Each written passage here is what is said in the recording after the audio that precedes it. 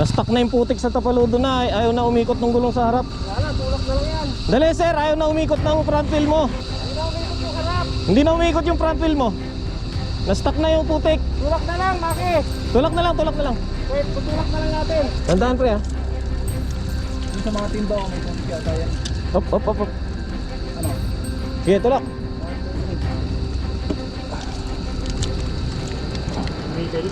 Nagmotor kami sa mga kabundukang nagdudugtong sa mga lalawigan ng Pangasinan at Zambales upang kumustahin ang kalagayan ng mga kalsadang labis na pinananabikan ng mga biyahero na matapos ang pagkakagawa, ang Daang Katutubo at Daang Kalikasan.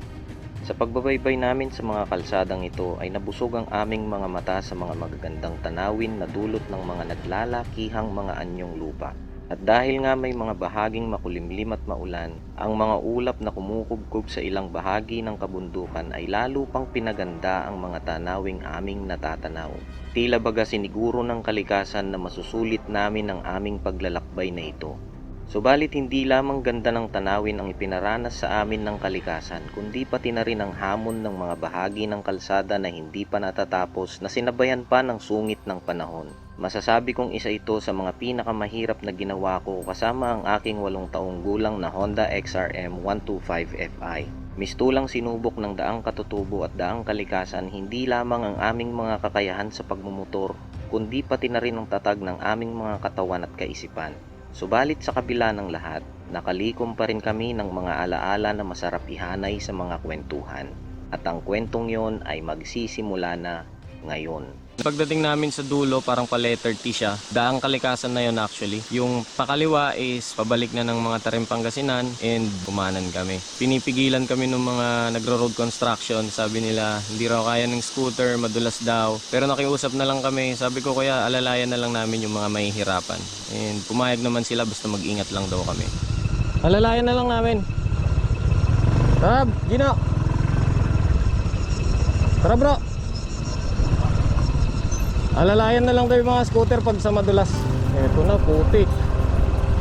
Putik, mamin. Kahit off-road tires pa, mahihirapan dyan sa putik na yan. Okay lang yung ganito. Huwag lang yung talagang malagkit yan, basang-basa. Actually, nagbigay ko ng warning kanina yung mga construction workers na hindi raw kaya kasi madulas. Pero ito, sinusubukan namin. Aalalayan na lang namin ang isa't isa kung sakaling may mabalahaw o may mga kailangan ng tulong para makausad. Pero so far so good. Parang yun lang naman yung part na maputik. And dito parang tuyo naman na. Pag ganito, ayoko nang tutok na tutok ako sa sinusundan ko. Para nagkakaroon ako ng sapat na time para i-analyze yung tutumbukin ng gulong ko. Kapag tutok na tutok ka kasi, hindi mo alam kung ano yung susunod na matatapakan ng gulong mo eh. Medyo nabi yung gulong natin pero walang nabiters sa ganito. Nakakaramdam din pa rin talaga ako ng pagtulas. Walang off-road tires sa ganitong malagkit na putik, to be honest.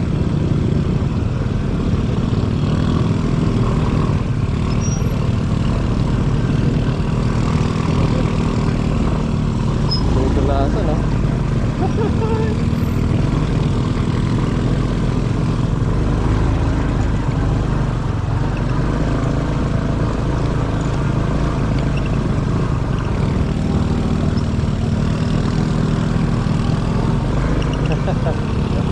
Kaming dalawa ng XRM at saka yung isang microbike, na dirt bike. Mga kami sa gulong eh. Sir Maki, camping lang yung sabi. Lipat bahay yung ginawa niya eh. Kaming car ko. Siguro double burner yung laman nito dito. tapos dito sa kabila siguro water dispenser. Let's go. Sumusunod lang kasi ako sa kanila eh. Siyempre importante dito sa akin na nakikita ko sila sa unahan ko. Yung importante lang ako yung nauuna. Wala. Para aware ako pag natutumba. Mas tatawa ako, di ba?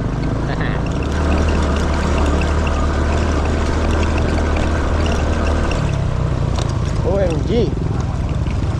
Tapos ng putik niyan eh. Batuhan naman. Wala nang katapusan, parusa. Pero masaya. Dito hindi nakalbo yung mga bundok dito. Malabong malago na. Grabe, walang mapaglagyan yung mga puno. Siksikan, no? May sarili ring view. Tignan natin kung saan tayo magka-camping. Ito actually yung kauna-unahang formal na camping na gagawin ko sa buong buhay ko actually. Mahaba-habang putikan pa to. Sige Clyde, doon na ka. Ako huli. Ano Clyde? Nagsisisi ka pa ba? Nagsisisi ka pa ba na hindi NMAX yung dinala mo? Ang laking tulong nung downhill brake na nilagay natin sa motor. Buti na lang bago ako sumabak sa ride namin na to, naisipan kong lagyan ng extrang access yung preno sa likod. Ayan, hindi yan clutch actually. Yan ay preno. Bali na access ko yung preno sa likod sa pamamagitan nito at sa pamamagitan nito. Ito pa rin yung ginagamit ko as my main access to the rear brake. Ayan, so ito yung default. Ito yung nakakabit sa doon, brake pedal. And then ito naman yung kable na to. Ito naman yung nakakabit sa manibela. Ayan. So pareho silang humihila. Pwedeng ito lang, pwedeng ito lang. Nakakapreno ako sa likuran, nakakapag rear brake ako. Kahit na ready tumukod yung dalawang pa ako.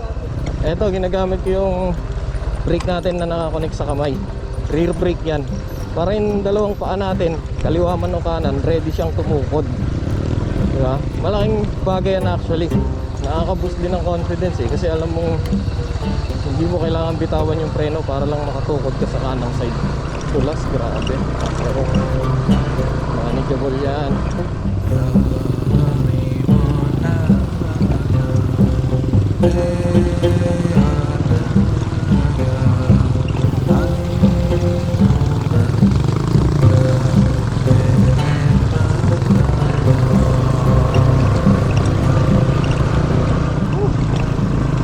Enjoy! Dapat talaga kasagsagan ng summer. Pagpunta rito. Grabe. Parang walang natapos ang putikan to ah. Oops. Itong daang kalikasan ay may habang 50 kilometro na tumatahak naman mula mga Tarim, Pangasinan hanggang Santa Cruz, Zambales. Hindi ko matansya kung ilang porsyento nito ang natapos na dahil hindi kami nagsimula sa mismong bungad ng kalsadang ito. Tinumbok lamang namin ang kalagitnaan nito mula sa daang katutubo.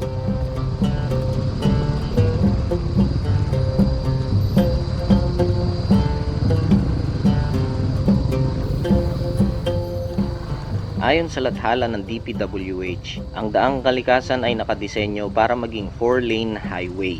At kung yun ang pagbabasihan ko, mukhang malayo-layo pa ito sa pagiging kumpleto dahil bukod sa mahabang bahagi pa nito ang hindi pa nasisimento, may bahagi rin ito na 2 lanes pa lamang.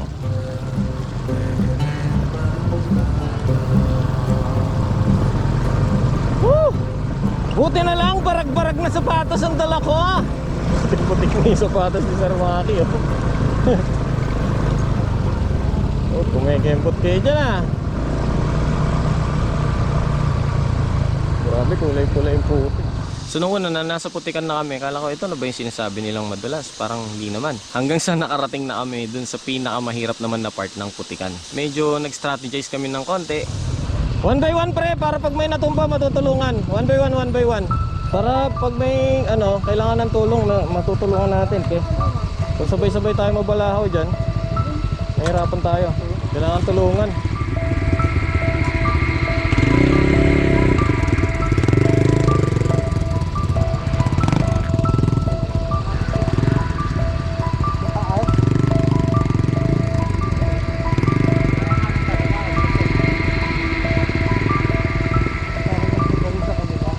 Hintukan mo na, tulungan mo. Yan. Yan, hintukan mo na, tulungan mo. Yan. Kaya. Kaya. Ito, ang tindi ng putik kasi parang lubluban na ewan. So, isa-isa lang kaming sasabak kasi Kung magsasabay-sabay kami sa sabak at pare-pareho kami nabalahaw dyan, lalo kami mga ngamote. So isa-isa lang para isa-isa rin matutulungan. Kasama sa buhay na nagtitrail yan, mga nasa uncontrolled environment kasi tayo. Pero of course, we're still trying to get the most out of the trail. Kaya masaya pa rin tayo. Talagang literal na may naligo ng putik sa amin. Ito na nga.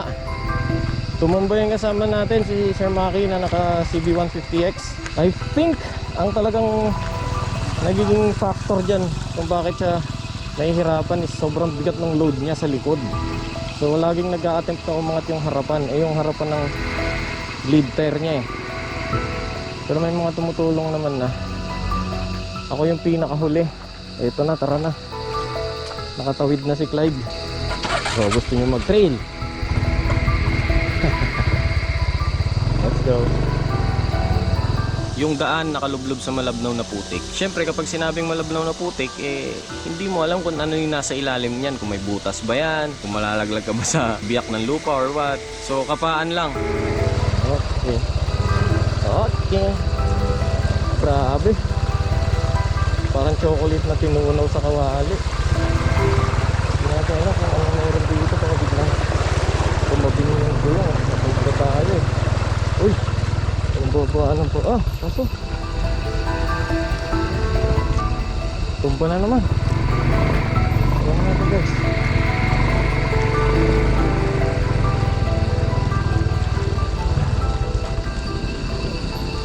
Woo! Part of the game, pre. Malapit naman na kami sa semento. Picture daw, remembrance. Diba? Kanina, pre, ang mission mo, hindi maputikan. Ngayon, dapat puro ka ng puti. Patay na lahat. Ano, kaya na? Kaya, sir. Baba mo na yung paa mo. Front brake, gumagana? Front brake. Goods. Clutch. Okay, laban. Yun. Sige, konti-konti lang. Sino muna? Sino muna? Sino muna? Isa-isa lang ulit para hindi tayo sabay-sabay matumba. Picture muna bago kainin ng putik. Hindi, joke lang. Go, Clyde. Ano ako sa kaliwa? Kaliwa.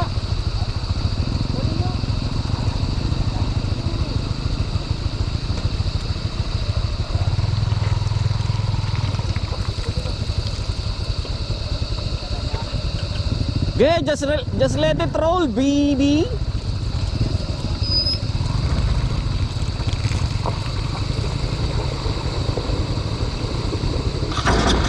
Parang mas madali yung dinaanan ni ni Clyde.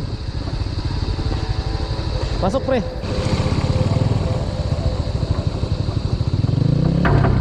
Kalanganin doon, dito ako sa dinaanan ni Clyde. Dito ako. Pero walang ganon-ganon.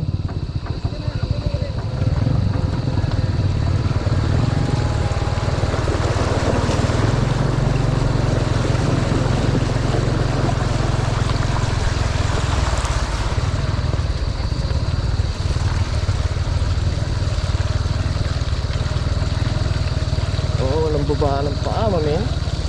Pero malalim yung putik na yun. Inabot pa rin yung paa natin, yung glove pa rin dahil nagpas sa putik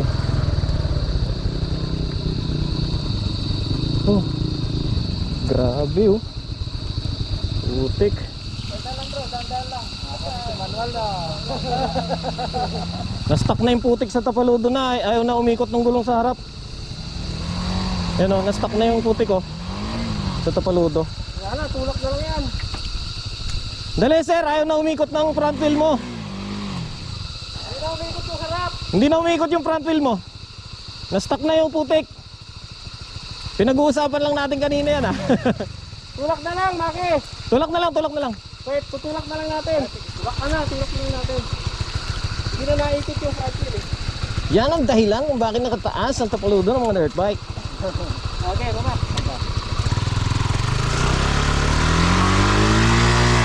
masusunog clutch mo. Dahan-dahan. Pag nag-skid yan, lalo kang tutumpay.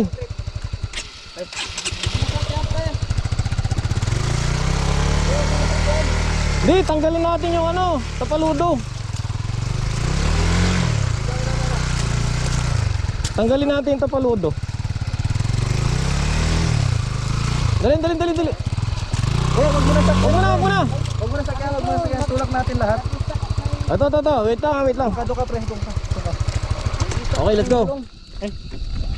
Neutral mo. Di okay lang, primero mo lang para mas subukan yung lakas natin. Engine brake lalabanan mo, no? 1, 2, 3. Up. Neutral ba yan? Wait lang. Baka naisip yung train mo, bro. Hindi kayo naisip. Hindi, pre, hindi. Sa putik yan. Sa putik? Oo. Padauslis na lang natin doon. May try ko muna, wait lang, nakakita ko. Sige lang, kita mo, hawak namin. Neutral lang. Patayin mo na lang akin na. Yan. Kita mo lang, hawak Basta namin. naka-neutral, okay na yan. Okay. 1, 2, 3. Dos lang. Kasi ano, pre, dumadaras gusto. Dandan. Dandan, pre, ha. Yung sa mga timba, may tubig yata yan. Up. Ano?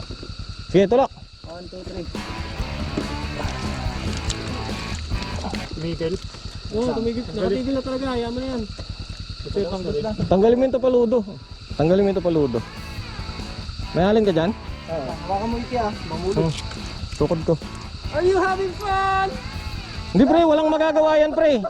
Kasi kahit tanggalin mo yung putik niyan, pag tumusad yan, mapuputikan ulit yan, i-stack ulit yan. Tatanggalin natin yung tapaludo. Hindi, para lang may ano lang natin doon. Hindi, dito pa lang yan, stack ulit yan. Natitigilan, bro. Hindi, bakasin mo lang.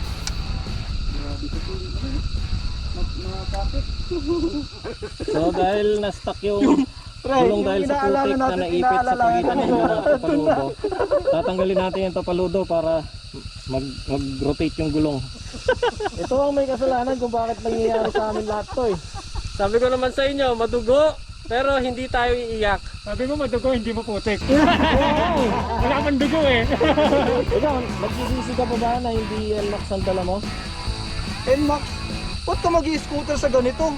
Tanga lang ang mag-scooter sa ito, di ba? Ano? Tanga lang ang mag-i-scooter sa Ikaw, ganito train mo, scooter? Ano ka? Sinong matinong mag-iisip ang makakaisip nun? Kaya ako hindi ako nag-scooter sa mga adventure. Wala ang mga ganito, manual. Eh paano to manual? Oh. Ito po yung motor na pinaka hindi nahirapan sa lahat. Ayun. So natanggal na namin yung tapaludo ng CB 150X. Iikot na yung gulong niyan. So tara na. Oh, natumba na naman si Direk.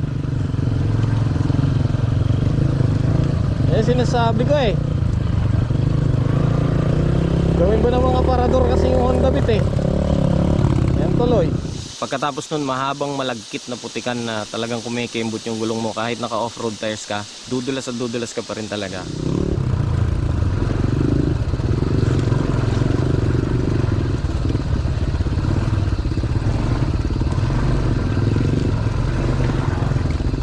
Babaan pa, ayan.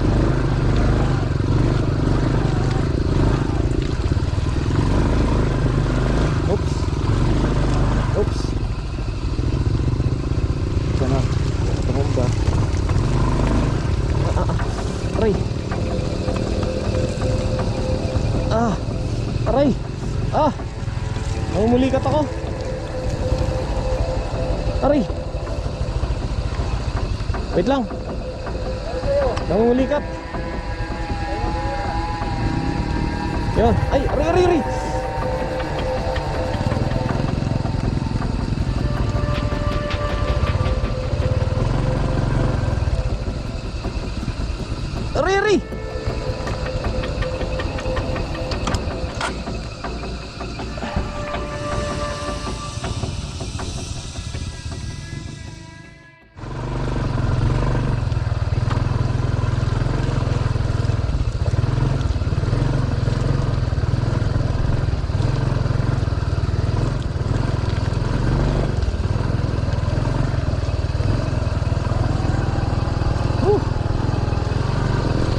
boy.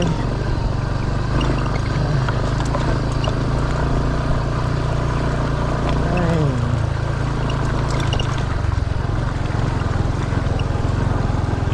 Yes! Semento! Semento! Ay, salamat Diyos ko. Marami naman natumpa sa amin. Marami naman napahamak. Sa babayan pag-iingat. Okay, babayan na namin itong semento ito. Nakarating na tayo sa destination natin. Woo! Maraming salamat nga pala kay Direk Gino sa pagyaya sa amin pumunta dito. And well, may mga struggles pero that's actually part of the adventure. That's part of the fun. And overall, masaya pa rin. Woo! Papawiin namin yung mga pagod namin so makita na camping. Let's go!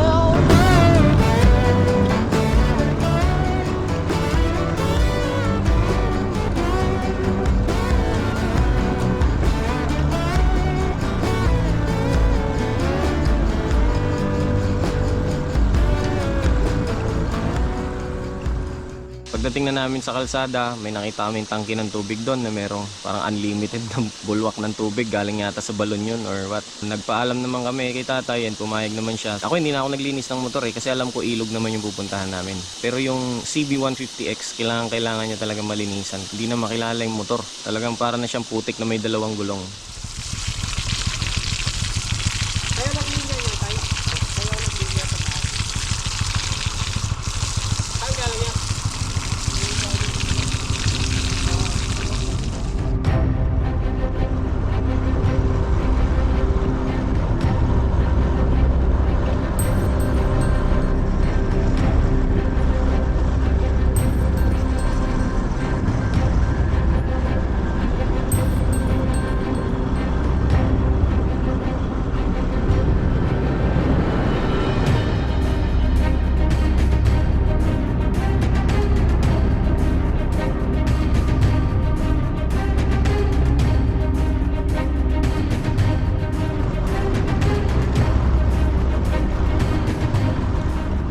Dito ay nagmamadali na kami dahil patapos na ang araw. Bago magdilim, kailangan ay nakarating na kami sa aming camping site. Nakapag-set up na ng tent at nakapaglinis na kami ng aming mga katawan at kagamitan. Dito ko na rin naramdaman ang pagsingil sa akin ng gutom, pagod at puyat.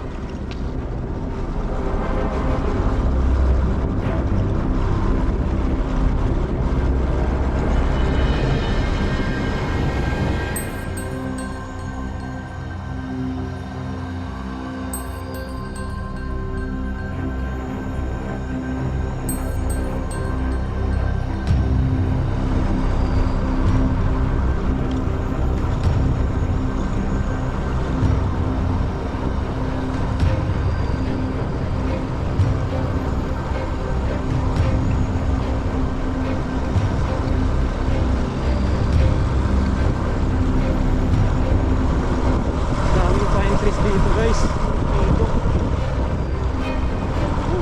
siguro dahil may ulan dyan. So medyo bumibilis talaga yung takbo ng biyahe namin kapag nasa kalsada na kami. Yun, konting road. Okay, mapapakinabangan ulit natin ang ating walang peprena sa harap at peprena sa likod. Pero ang dalawang paa ay pwedeng tumukod dahil ang preno natin sa likod ay ito ang nagko-control sa ating dalawang paa. Diba? Oh, diba? Pero so far hindi ko pa naman kailangan tumukod ng paa. Pero just in case, okay lang dahil biyansag tayo, pwede tayo tumukod kanan o sa kaliwa.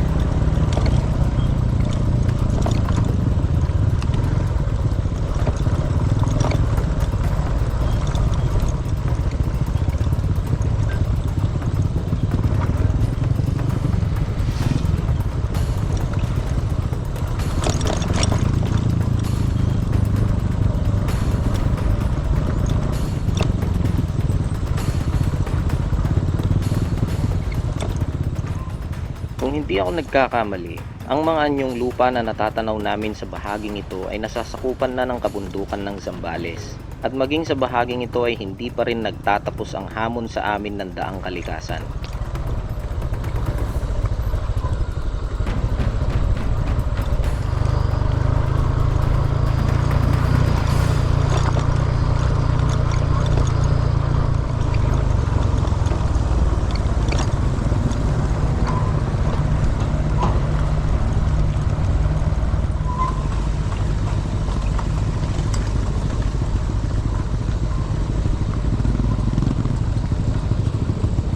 River crossing.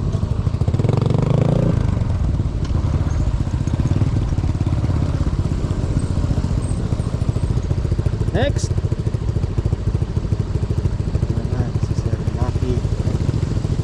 Magalaw talaga yung nabela niya kasi sobrang bigat nung nasa side pannier niya, guys. Napakabigat.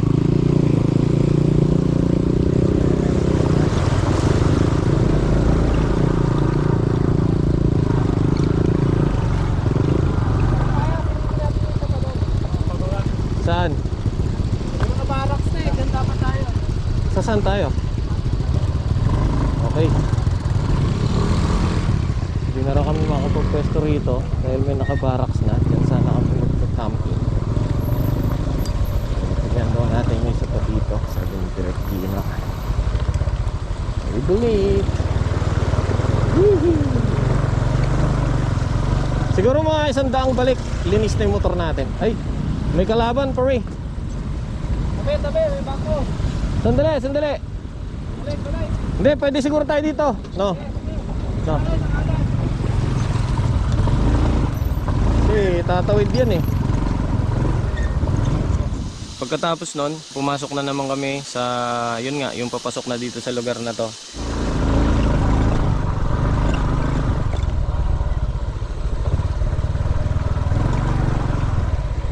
Yun, may natatanaw ang kadugtong din siguro itong ilog na pinagalingan namin. Natatanaw akong ilog dito.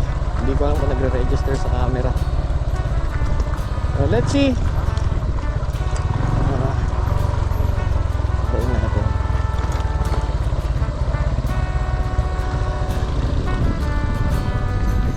Ring that bell, sing it from the lowland.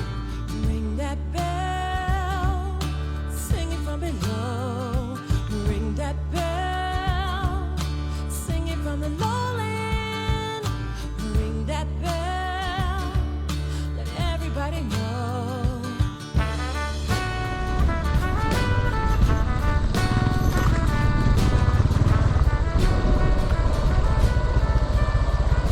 Ayun o, parang ganun yung sample, guys.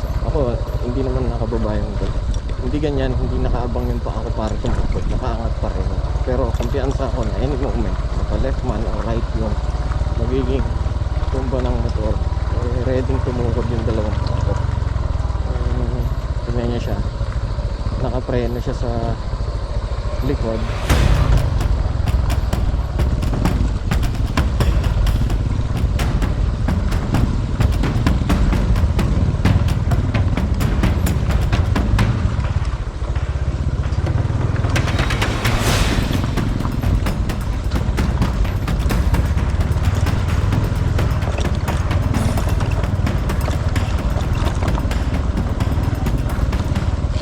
Haba-haba pala to bago makababa sa ilog.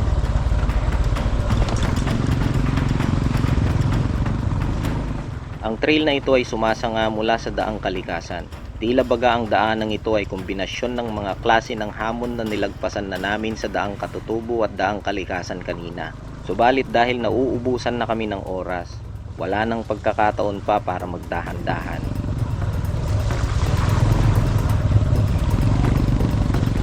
Ito na sa baba.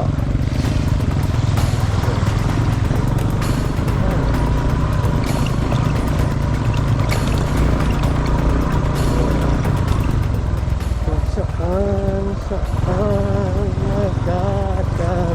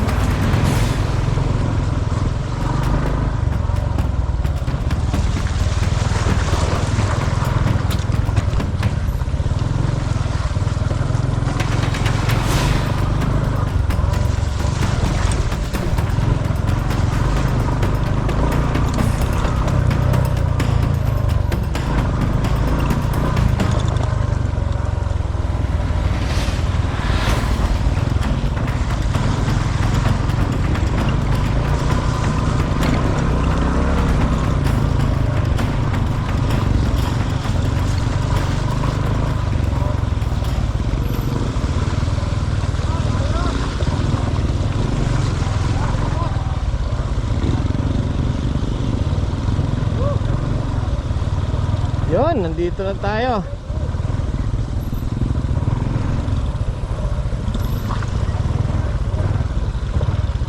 Ay.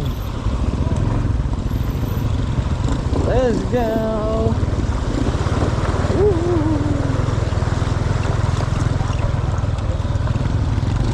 Saan tayo? Literal na ano naman na batuhan. Kakaldagin ka talaga ng kakaldagin. Napakahirap din nito. Sa totoo lang. Bilib nga ako dun sa Honda Beat ni Direk Gino tsaka yung Mio Soul Eye nung isang kasama natin. Talagang lumaban din talaga.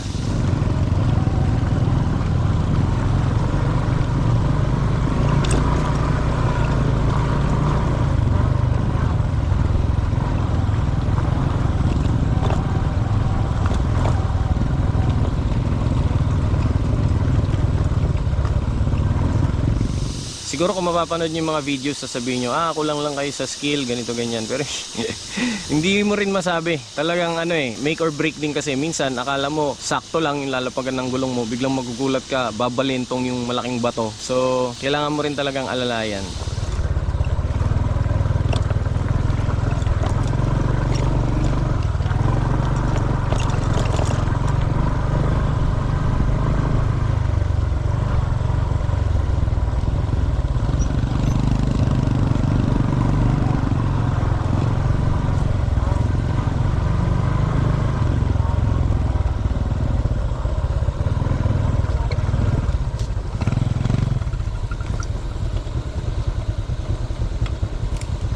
Check upin natin kung sapat ba yung lalim ng ilog dito para makapag-enjoy tayo.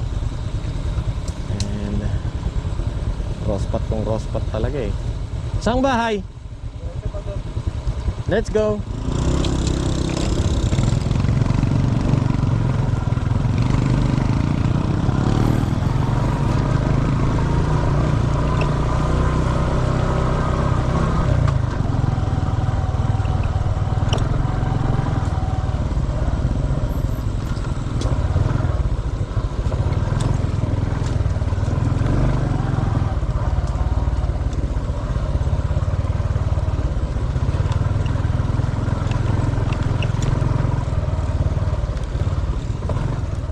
Ito ang itinuturing kong pinakamatagtag na bahagi ng aming biyahe. Dito ko rin naramdaman na parang bibigay na ang ball race ng aking motor. Kaya naman nagdahan-dahan na ako dahil alam kong sa banda dito na rin naman kami magsiset up ng masisilungan para magpalipas ng gabi.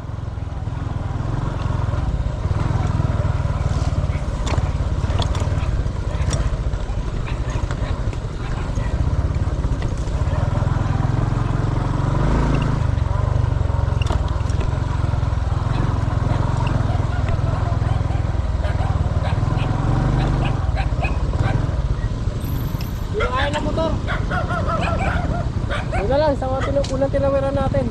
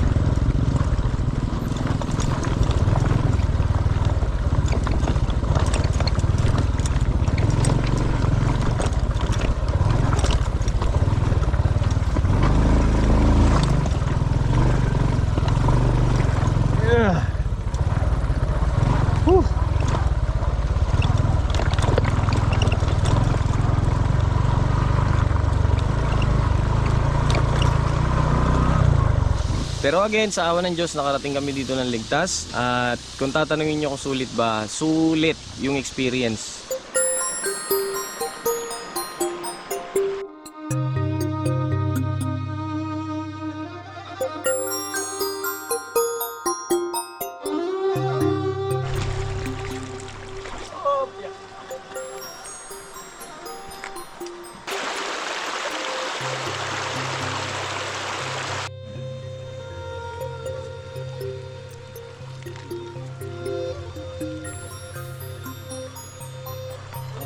Ayan. Load! Uy! Dito na sige! Pwede ka na magsabit ng hawak na.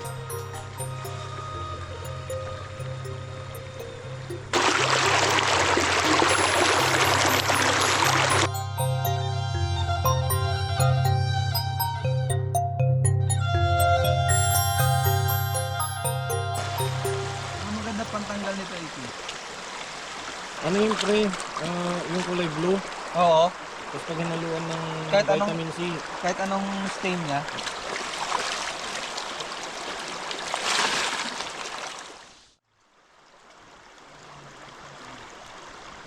Ang isa pang mas sulit dito is yung nag-overnight kami dito. Talagang sobrang raw. Alam mo yung may konting thrill. Kasi naliligiran kami ng mga bundok eh.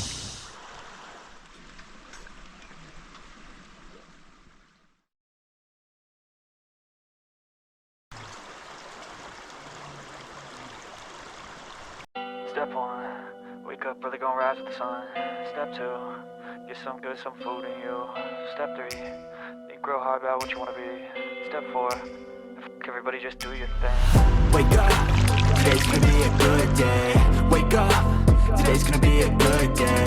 Wake up, today's gonna be a good day. Wake up, today's gonna be a good day. Wake up, today's gonna be a good day. Wake up, today's gonna be a good day. Wake up. Sulit talaga, pero I really think mas nasulit namin to kung umaraw at hindi puro ulan inambon. Para naman din ma-experience din namin yung lugar na dry siya. Kasi limited yung kilos namin eh kapag umaambon or umuulan.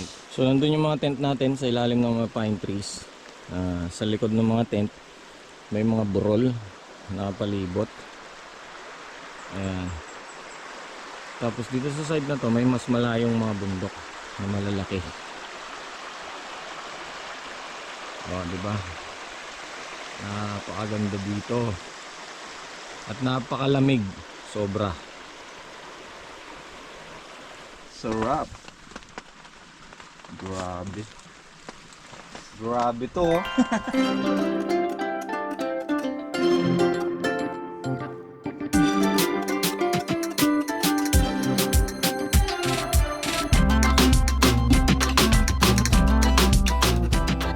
Pagkatapos ng mga activities at pagkatapos ng araw namin dito, bababa na kami, uuwi na kami.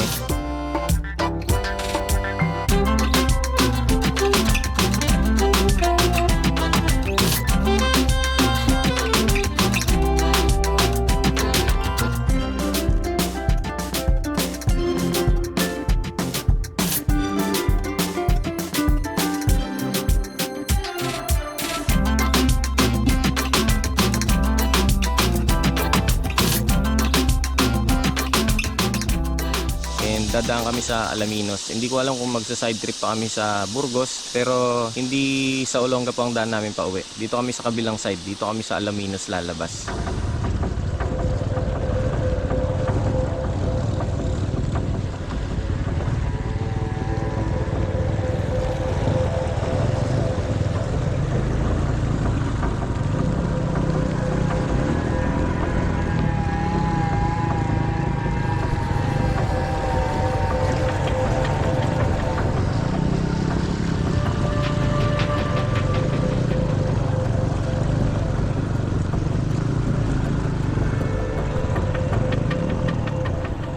Malaking bagay na gumamit ako ng mga gulong na naaakma sa hindi sementadong kalsada. Napakalaking bagay ng kumpiyansang dala ko habang binabagtas namin ang mga basang bato, buhangin at lupa.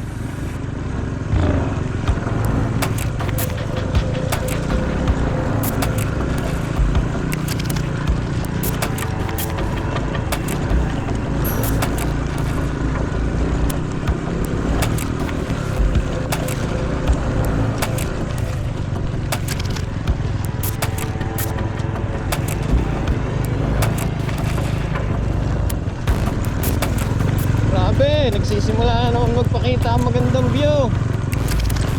Look at that! Oh! Ganda!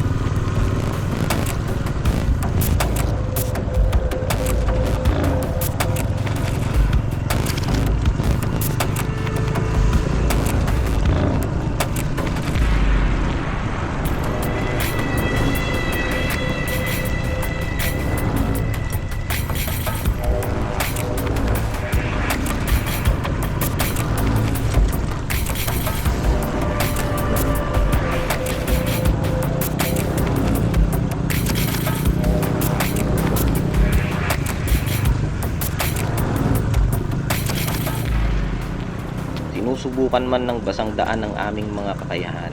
Ang mas malaking pagsubok ay ang lamig ng panahon na lalo pang pinatindi ng ulan. Nanunuot sa buto ang lamig kahit nakasuot kami ng kapote.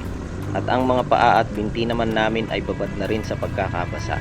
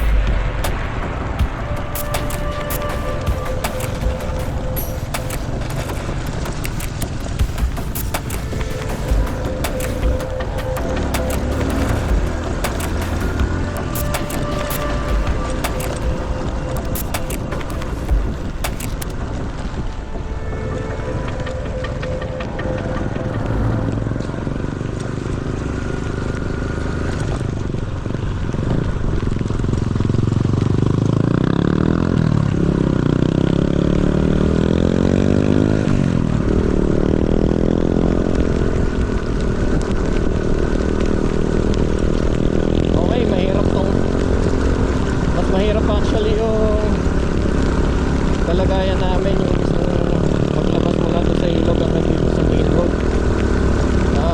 Lalo na yung mas malapit pa kami sa ilog, grabe. Hindi ko lang nakunan ng camera kasi natatakot ako maglabas ng camera kapag kasagsagan ng ulan, kasi masira.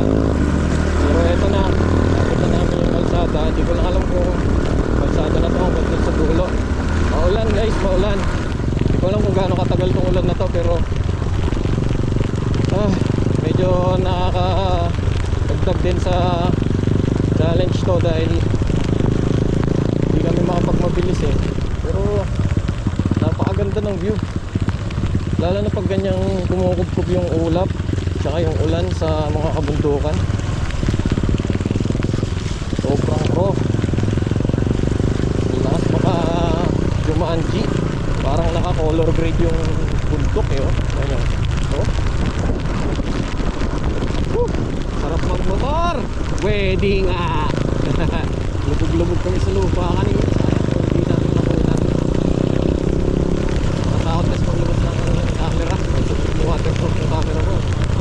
Sigurong mabigat na ulan, ewan lang natin, diba? Yung kagaya niya, no? Magraba yung kalsada, tapos basa, uulan. So babagal talaga biyahe namin, pero okay lang. Bababa naman na kami, sa Alaminos kami nadaan pa uwi, hindi kami mag-all po. Ang sarap lang ganito, no? Yung kalsada ang binabaybay mo, tutupok sa kabundukang nakikita mo. Amazing, mahaba-habang face pa sa ulan ito. Ayun, no?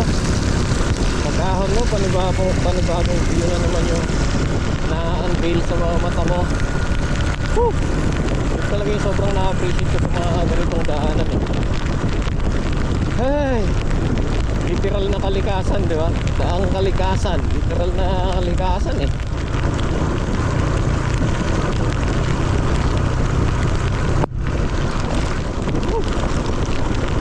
Sarap medyo nung nakaraang gabi pa ako babad sa ulan actually.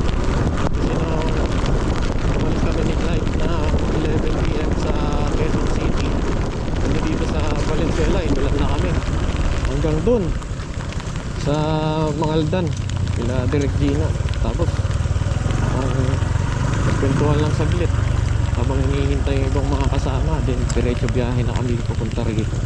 So maliban sa matinding puyat, matinding pagkababad na rin sa ulan, tapos umuulan na naman ngayon. To be honest, pakiramdam ko mula pa kagabi may sinat ako eh. Saan daan dito? Diba? Hinintay namin sila. Okay pre, wala na ako ano? Una na ako, microbike! Ayun, kung mapapansin nyo, pag sa mga ganitong dumadarosdos, hindi tayo pumipreno sa harap. Tapos dito tayo pumipreno. Hindi sa paa. Para yung paa natin naka-ready lang kumukod. Let's go! OMG! Wala siya abis ng ilog actually. Natatangay yung motor. Tapos inaangat ka pa ng mga tipak-tipak ng bato. Pero okay lang. Happy! Woo! Tagal-tagal din mula nung huling nakaranas ako ng ganitong klaseng adventure. Yung nagkasamang ulan. And super enjoy. Huwag muna kaya tayo uuwi, no? Maghanap tayo na iba pang trail habang maulan pa. Ayun, semento na ulit. Nice. Ayun, ito yung bundok na to, nakikita lang natin kanina to. Ayun, nandito na tayo, diba? Bundukan na to. Ayun. Dali. Ilang, magbagal muna tayo konti. Hindi natin ito nakikita sa likod ng mga katawan natin. Okay na! Diyan na!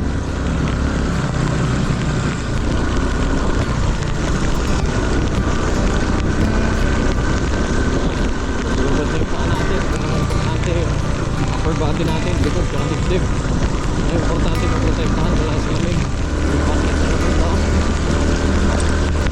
Hindi ko alam kung sakot pa rin ito naman kung isang takbo. Ganda dito. Kung umakit ka na 90% yata ng mga puno rito o kahit easy. Ito napakaganda oh.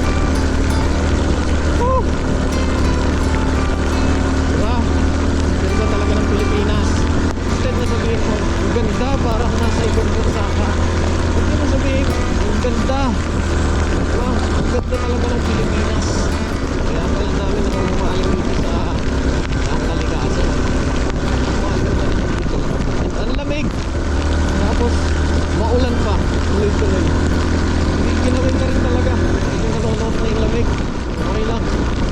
Bilis na natin ito eh. So, may dine-develop dito. Hindi ko alam kung village, resort, ewan ko. Grabe, puro mga magaganda. Yabong ng mga kabundukan yung nadadaanan natin dito. Parang gusto kong bakbakin mag-isa yung naging ruta natin na to. Gusto ko yung ako mag-isa lang. Masaya ako ngayon, sobrang saya. Pero may kakaibang enjoyment din kasi talaga pagka yung ako lang mag-isa. Habang binabagtas namin ng daan pa uwi ay bahagya akong nakaramdam ng lungkot dahil alam kong matagal na panahon ulit ang lilipas bago ako makabalik sa lugar na to.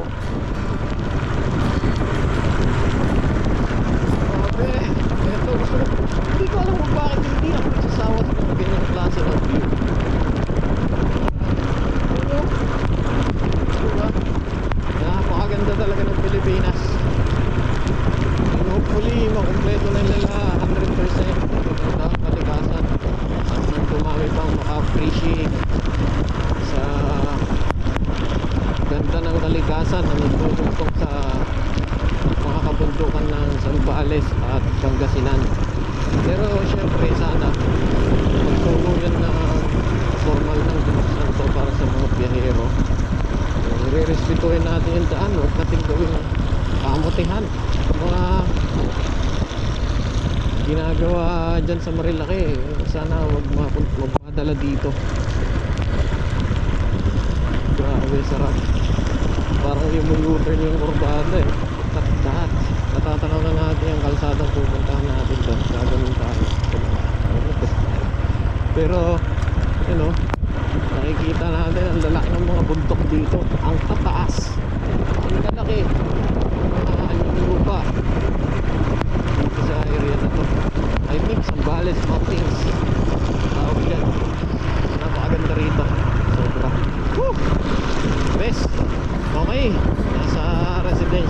na tayo. Hindi ko alam kung Santa Cruz to or what. Pero sigurado ako Zambales to. Hindi ko alam kung paano mong bayan to. Hindi ko alam kung lapit na ba tayo sa proper o kung sa proper ba ito lalabas.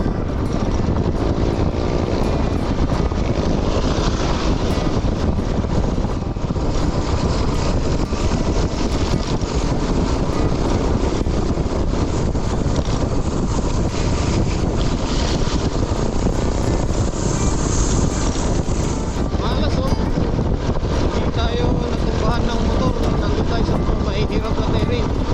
Tapos nung kami sa kalsada para magtanggal ng kapote, tumba yung motor. Ayan. Putol yung cabin ko na side mirror. Naka-zip tie siya ngayon. Okay. Mukhang nandito na kami sa highway na to eh. Sa paglalakbay ko sa daang Katutubo at daang Kalikasan ay masaya ako sa ganda ng mga kabundukan na nasaksihan ng aking mga mata. Subalit nakalulungkot ding isipin na kasunod ng pagkakakumpleto ng mga daanang ito ay magsusulputan din ng mga kabahayan at establishmento sa gilid ng mga ito na maaaring puminsala sa ganda ng lugar at pagmulan ng polusyon kung hindi magkakaroon ng karampatang regulasyon ng pamahalaan. Nakita ko sa mapa kanina. So far, masasabi kong ito yung pinakamahirap na ginawa ko kasama yung XRM ko. Pero hindi naman ako nagsisi. Sobrang na-enjoy ko siya.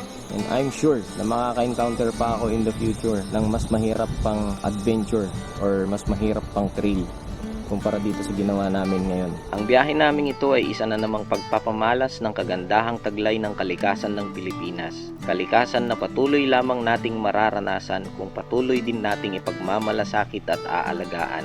Kung umabot ka sa bahaging ito ng video, nais kong sabihin sa iyo na hindi hadlang ang pagkakaroon ng maliit na motorsiklo para maranasan ang ganitong klase ng adventure. Maraming salamat sa panonood.